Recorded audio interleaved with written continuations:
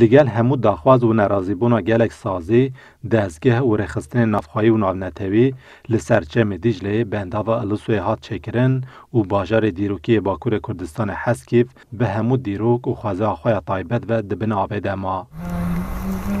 یک شانوگر کرد تونجای ازل جی جبو کو بالا بکشن لسر تالان کرنا وی باجار کو بوی ستارگه ها چندین شهرستانیان شانوی اکا بناوه کیپا 12500 سال چیکر.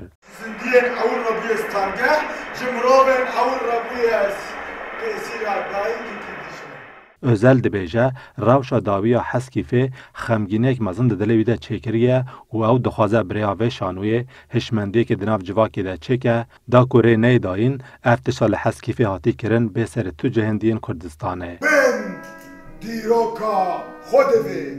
Niha rewşekî wisa heye ku ne dîrok dihêlin, ne xweza dihêlin, ne daristanan dihêlin, her tişt tê talan kirin.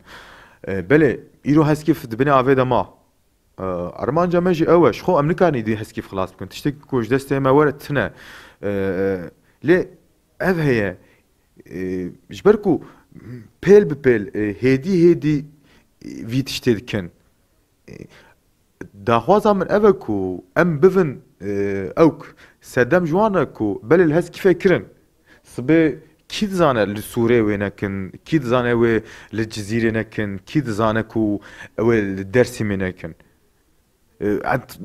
Divê armanca vî lêskê ku hişmendiyekî şiyar bike. Belê îro heskîf çû. Em nikanî îdî em xwe bikujin, em şanoyê bilêzin, em sînemayê jî bilêzin, em çi jî bikin îdî heskîf çû. Lê em dikarin li derê xwe yê dinan xwedî derkevin. Armanca vî lîstikê jî ev e.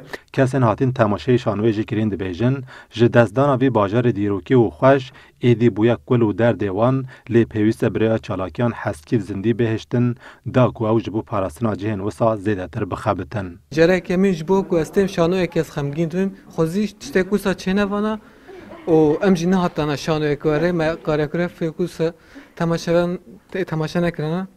Lê min xabin tiştek wisa çêbû yani li ber çavê me hemiya çêbû û em îro şanoya wê temaşe dikin.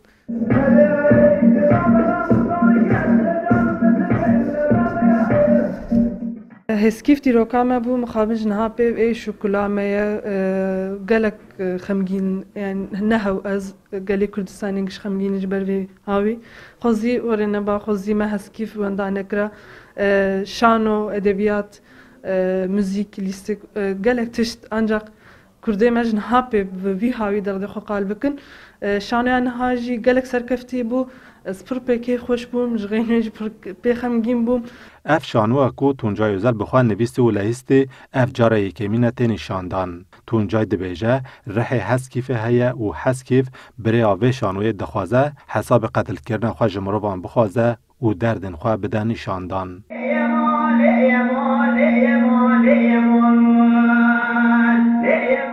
Diyar Bayram, Kurdistan 24, İstanbul.